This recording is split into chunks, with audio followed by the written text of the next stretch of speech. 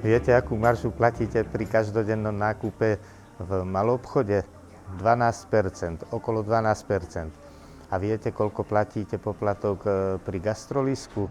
Ako zamestnanec neplatíte žiadny poplatok a ostatní maximálne do 5%.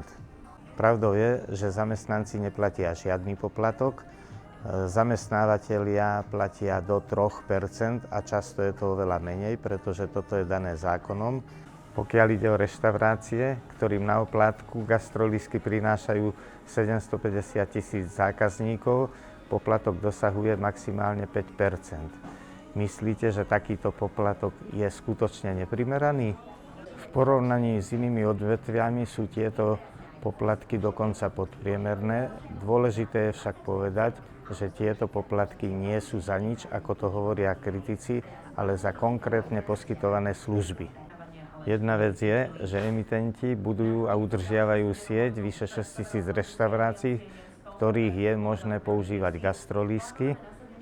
Gastrolístky nie sú iba nejaké bezcenné papieriky, tieto treba vytlačiť, distribuovať ich ku klientom, administratívne spracovať, následne preplatiť reštauráciám.